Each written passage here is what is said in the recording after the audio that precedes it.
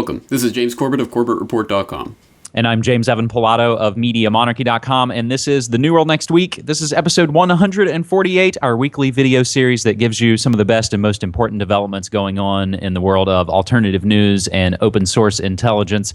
James will begin with an important story this week that, gosh, I guess we must have missed it while we were all changing our Facebook photos to pink equal signs, but Monsanto Protection Act slips silently through the U.S. Congress, and we'll grab this from Russia Today. The U.S. House of Representatives quietly passed a last-minute addition to the Agricultural Appropriations Bill for 2013 last week, including a provision protecting genetically modified seeds from litigation in the face of health risks. The rider, which is officially known as the Farmer Assurance Provision, has been derided by opponents of biotech lobbying as the Monsanto Protection Act, as it would strip federal courts of the authority to immediately halt the planting and sale of GMO seed crop regardless of any consumer health concerns. The provision, also decried as a biotech rider, should have gone through the Agricultural or Judiciary Committee for review. Instead, no hearings were held, and the piece was evidently unknown to most Democrats, who, of course, hold the majority in the Senate, prior to its approval as part of H.R. 993. That is the short-term funding bill that was approved to avoid a federal government shutdown. That whole boogeyman we've seen over the last several weeks here in the States. Senator John Tester, a Democrat out of Montana, proved to be the lone dissenter to the so-called Monsanto Protection Act, though his proposed amendment to strip the rider from the bill was never put to a vote. As the Washington Times points out, the provision's success is viewed by many as a victory by companies like Syngenta, Cargill, Monsanto, and all the affiliated political action committees that have donated $7.5 million to members of Congress since 2009, and at least $372,000 to members of the Senate Appropriations Committee. Finally, it remains unclear whether the bill's 6-month expiration means that this provision will be short-lived. Regardless, Food Democracy Now! Has begun a campaign calling on Obama to veto the continuing resolution spending bill, which seems unlikely as H.R. 933 includes a sweeping amount of government funding. James, I believe as we speak here Wednesday, March 27th in the States, there are a ton of farmers and other folks protesting at the White House right now. Well, James, let me ask you this. Do you think that this is a particularly surprising development? Not when if you've followed New World Next Week or any of our respective work, James, that Obama brought in Michael Taylor from Monsanto. A former Monsanto vice president was brought on board by your Change-Alleluia Prince of Peace Prize, Barry Soetoro, to what is his position? I forget. I'm just pulling off the top of my head, but basically a Monsanto guy is now a head FDA guy. So no, none of this is a surprise. And do you think Obama's going to veto it? No, because he has Michelle out in front with her organic garden in front of the White House, and it's all PR. So what do you think people should do about this? That's the $64,000 question. Well, it is, isn't it? Well, here's my own take on this, because, again, I don't think this is surprising in the least. And, isn't it so ironic that they threatened the American people with shutting down government? Please don't do that. And use that crisis to pass legislation that it contains a rider like this. Again, business as usual from the critters in Washington, D.C., and so now you have hundreds of thousands of people going to Washington, D.C. to protest what Washington, D.C. is doing with regards to this GMO monstrosities that they're protecting through this legislation. Well, again, business as usual. This is exactly what government is. This is exactly what government does. So I think the only thing that people can proactively and really realistically do in all of this is once again to vote with their forks. You get to choose what you will eat or what you won't eat, and you get to choose what you will spend your money on buying. And once again, if people will make that decision to stop buying this GMO crap and actually buy things from actual farmers markets, etc., then you really can influence this. But if people just want to go to Washington and carry picket signs and hope that some Congress critter is going to listen to you, then, well, good luck with that. I truly hope that's effective, but I truly don't think it will be. I keep shaking my fist. I keep hitting like, but nothing's happening. Oh, God. James, speaking of growing things, let's move to our second story this week that we get originally from the always amazing Cryptagon.com.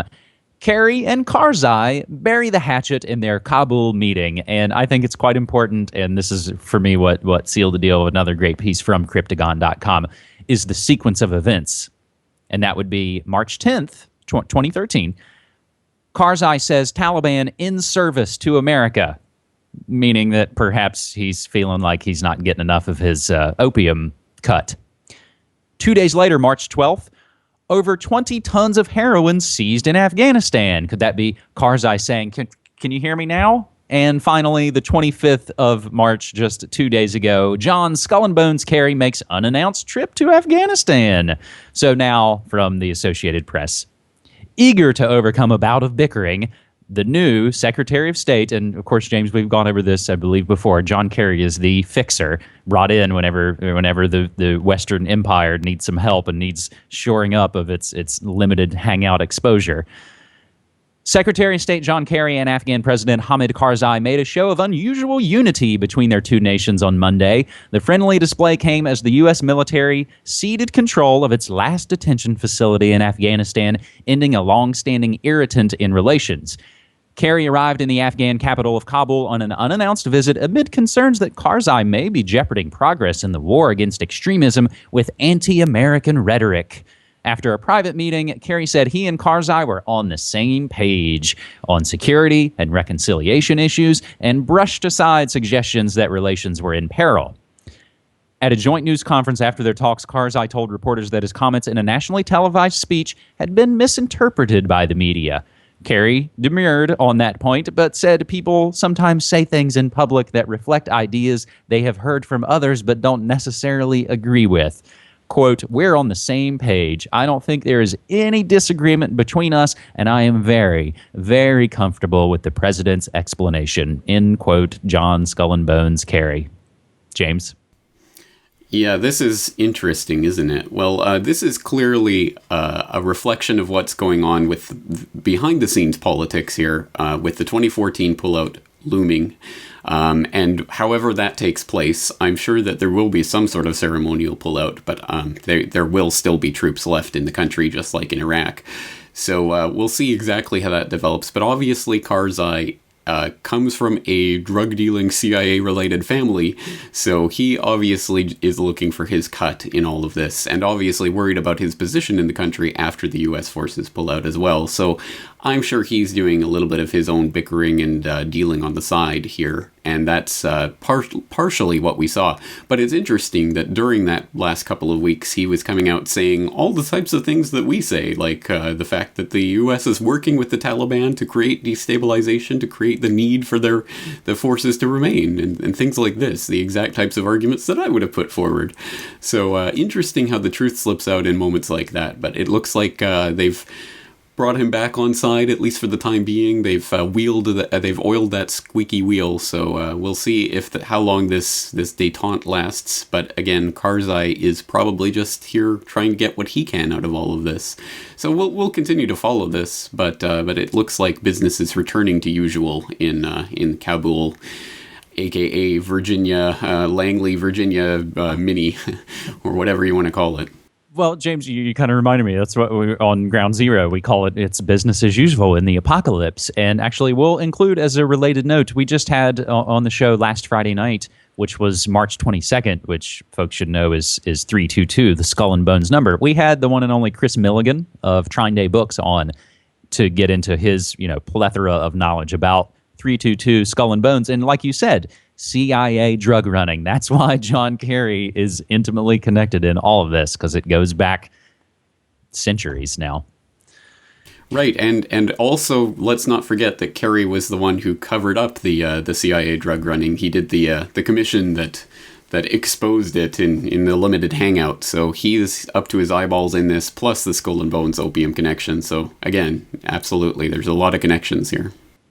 James, our third and final story this week will take first from Al Jazeera as the BRICS nations fail to launch a new bank. Leaders from the so-called BRICS, a group of emerging nations, have failed to launch a much-anticipated new development bank to rival Western-dominated institutions like the World Bank. After holding talks in the South African port city of Durban on Wednesday, leaders from Brazil, Russia, India, China, and the host, South Africa, agreed in principle to create a joint infrastructure lender, but said further talks were necessary to finalize the plan. We are satisfied that the establishment of a new development bank is feasible, said host President Jacob Zuma in remarks that hint at little progress beyond an agreement reached in the Indian capital of New Delhi 1 year ago. We've decided to enter formal negotiations to establish a BRICS-led new development bank, he added. But officially, leaders had been expected to consider the bank's establishment. However, South Africa and others had hoped to formally launch a $50 billion infrastructure fund at this two-day summit. Now, James, you may be able to shed a little bit of light on this, as well in regards to our related story from the New York Times, as Syria's Assad seeks help from China and other developing nations. He sent an amazing letter addressed to the leaders of Brazil, Russia, India, China, and South Africa, the so-called BRICS groups. At their summit, he was is he begging for help, James? Help me out on this. That appears to be the way they're portraying it anyway, and I think we'll have to see how this develops, because this is right on the back of Putin, who came out just before this BRICS summit saying basically that there needs to be a bigger geopolitical role for the BRICS nations. So he was pushing that side of things, and I think one way that the BRICS would be able to assert their or throw their weight around would be on an issue like Syria, especially because they have 2 of the 5 permanent seats at the Security Council. Obviously, there is some geopolitical clout there. So we will see if the BRICS ever actually do something like that, do actually form some sort of unified geopolitical front. They did come out with some statements in their Delhi declaration last year, so we'll see what the summit ends up declaring this year, and if that actually makes any difference whatsoever on the geopolitical stage.